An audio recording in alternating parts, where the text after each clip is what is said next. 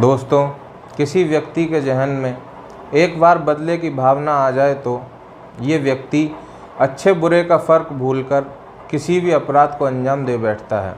और आज की हमारी ये सच्ची घटना भी कुछ इसी पर आधारित है, जहां एक बदले की भावना को पूरा करने के लिए 2 जिंदगियां ले ली गईं और न जाने कितनी ज़िंदगियां बर्बाद हो गईं। नमस्कार, मैं देव शर्मा आज फिर हाजिर हूं आपके लिए एक सच्ची घटना के साथ। आज की हमारी ये सच्ची घटना उत्तर प्रदेश से है। उत्तर प्रदेश में एक ज़िला लगता है, इसका नाम है बुलंदशहर, और इस ज़िले से ही लगभग 30 से 40 किलोमीटर दूर एक और ज़िला है, इसका नाम है ज़िला हापुड़। दोस्तों, बात ये शुरू होती है 18 मार्च 2022 से।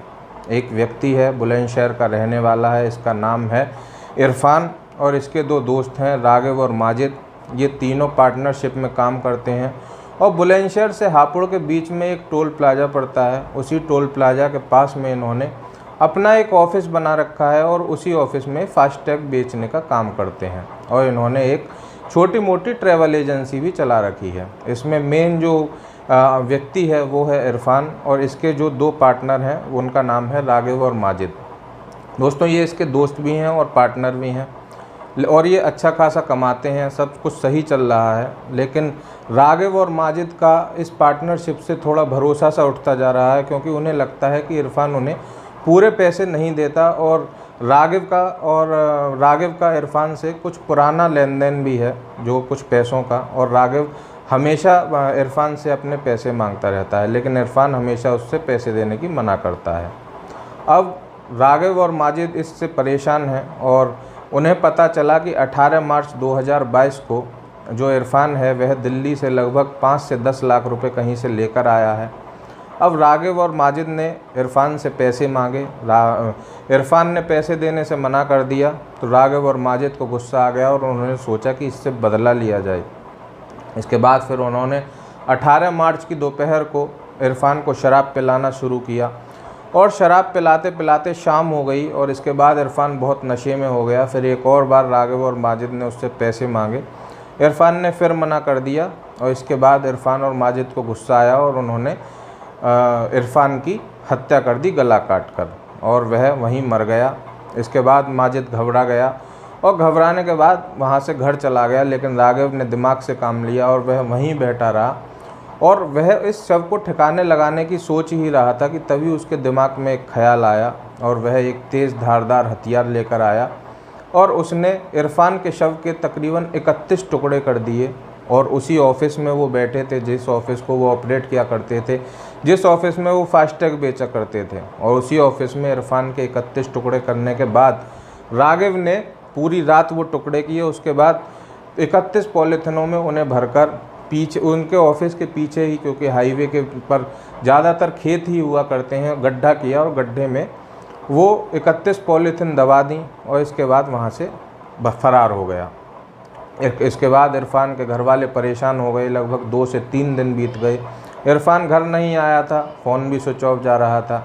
अब इरफान के घर वालों ने पुलिस को इल्तला दी और गुमशुदगी की रिपोर्ट दर्ज करवाई। पुलिस ने छानबीन की और कुछ CDR निकाले और कुछ चश्मदीद गवाह भी मिले कि वो उस दिन रागिब और माजिद के साथ अपने ऑफिस में ही था इरफान। इसके चश्मदीद गवाह भी मिले, और फिर इसके बाद रागिब और माजिद को उठाया गया और फिर इन्होंने सच को कबूला, और सच को कबूलने के बाद इन्हें जेल भेज दिया गया और इनके ऊपर 302 का मुकदमा चला।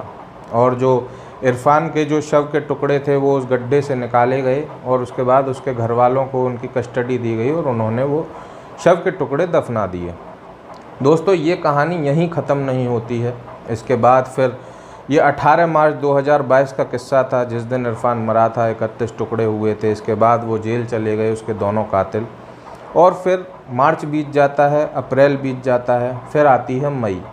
6 मई 2022 की शाम को ज़िला बुलंदशहर में एक थाना क्षेत्र पड़ता है, इसका नाम है गुलावटी, और यहीं पर एक डॉक्टर, इनका नाम है डॉक्टर शादाब, और ये कोई MBBS डॉक्टर नहीं बल्कि एक झोला छाप डॉक्टर हैं, और गुलावटी में ही इनका क्लिनिक है। 6 मई 2022 की शाम को ये अपने क्लिनिक पर ही पेशेंट देख रहे थे कि तभी दो बाइकों पर सवार 4 बदमाश आए, और उन्होंने असलहा निकाल कर, और उन पर पिस्टन थी, कट्टे थे, और उन्होंने डॉक्टर शादाब पर लगातार फायरिंग शुरू कर दी और इतनी ताबड़तोड़ फायरिंग की कि उन्हें ये भी नहीं पता था कि शायद हमारे ही किसी साथी को उसमें से गोली ना लग जाए, और इसमें से इनके एक साथी को गोली लग भी गई और वह घायल हो गया। लेकिन डॉक्टर शादाब को गोलियां मारने के बाद वह वहां से चारों के चारों भागने में सफल रहे। इसके बाद डॉक्टर शादाब की मौत हो गई। पुलिस को इल्तला दी गई और अगले दिन तमाम न्यूज़पेपरों में ये खबर छपी और इलाके में सनसनी फैल गई। दोस्तों, इसके बाद फिर पुलिस ने छानबीन की। पुलिस ने डॉक्टर शादाब के शव को पोस्टमार्टम के लिए भेजा और पोस्टमार्टम रिपोर्ट में पता चला कि लगभग 31 गोलियां डॉक्टर शादाब को मारी गई थीं। दोस्तों, समझ में ये नहीं आ रहा था कि एक गोली, 2 गोली या 3 गोली से ही आदमी मर जाता है। अब मारने वालों ने इन्हें 31 गोलियां क्यों मारी और वो लगातार क्यों मारते रहे, इसमें कोई ना कोई राज ज़रूर छिपा था। इसके बाद फिर डॉक्टर शादाब के घर वालों से पूछताछ की गई तो उन्होंने बताया कि डॉक्टर शादाब की किसी से कोई दुश्मनी नहीं थी, वो एक बहुत सज्जन आदमी थे। इसके बाद फिर पुलिस ने अपनी तहकीकात शुरू की और फिर उसके बाद पुलिस ने जितने भी सीसीटीवी कैमरे थे वो खंगाले। उसमें से एक सीसीटीवी कैमरे में बदमाशों की बाइक का नंबर आ गया। ये जो नंबर था ये दिल्ली का था और फिर एक बदमाश को उठाया गया और फिर उसने एक शख्स का नाम लिया, इसका नाम है काशिफ। फिर इस काशिफ को उठाया गया। काशिफ से जब पूछताछ की गई तो उसने एक बहुत हैरान कर देने वाले सच का खुलासा किया।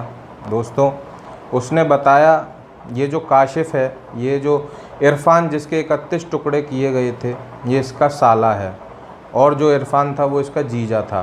दोस्तों, इसने बताया कि जब रागिब ने अब इसके जीजा को, इरफान को 31 टुकड़े करके मारा था, तभी इसने कसम खा ली थी कि वह अपने जीजा के हत्यारों को छोड़ेगा नहीं और उनसे बदला लेकर ही रहेगा। लेकिन दोस्तों, अब रागिब तो जेल में था, वह उससे तो बदला ले नहीं सकता था क्योंकि उसे जेल हो चुकी थी और इसने कोर्ट में भी जाकर उसे मारने की कोशिश की, लेकिन ये सफल नहीं हुआ और जेल में जाकर उसे मार नहीं सकता था। तो इसने सोचा कि एक इसका रागिब का भाई था जो इसकी लगातार पैरवी कर रहा था, इसकी वकालत कर रहा था, इसे जमानत पर बाहर निकालने की कोशिश कर रहा था और उसका नाम है डॉक्टर शादाब। दोस्तों, जब काशिफ को ये पता चला कि डॉक्टर शादाब लगातार मेरे जीजा के जो हत्यारा है रागिब, उसे लगातार बाहर निकालने की कोशिश कर रहा है, तो उसे गुस्सा आ गया और उसने 2 शूटरों का इंतज़ाम किया और एक इरफान का जो सगा भाई है उसे अपने साथ लिया।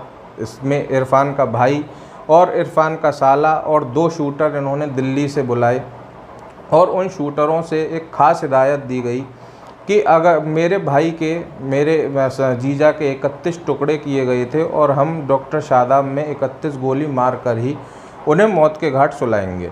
इसके बाद शूटर भी राज़ी हो गए और फिर 6 मई की शाम को ये 2 बाइकों पर सवार होकर डॉक्टर शादाब के पास पहुँचे, क्लिनिक पर पहुँचे और लगातार उन पर 31 गोलियाँ चलाईं और उन्हें मौत के घाट उतार दिया। दोस्तों, इस तरह से काशिफ ने और इरफान के भाई ने अपने भाई का और अपने जीजा की मौत का बदला लिया और जो रागिब है वह अभी जेल में है और ये काशिफ भी अब जेल में है और वो जो 2 शूटर हैं और जो इरफान का भाई है वह भी अब जेल में है और गंभीर धाराओं में इन पर पुलिस ने मुकदमा दायर किया है और अब ये सारी ज़िंदगी जेल में ही चक्की पीसेंगे।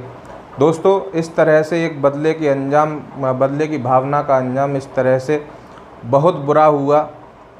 दोस्तों, आज के लिए बस इतना ही। आगे मिलता हूँ आने वाली सच्ची घटना के साथ। और अगर आपको हमारी ये सच्ची घटना पसंद आई हो तो लाइक करें, शेयर करें, हमारे चैनल को भी सब्सक्राइब करें और बेल आइकन भी दबाएं ताकि आने वाली सारी सच्ची घटनाओं का नोटिफिकेशन आपको मिलता रहे। और अब आपसे एक गुजारिश, स्वस्थ रहें, सुरक्षित रहें, जागरूक रहें। धन्यवाद। जय हिंद, जय भारत।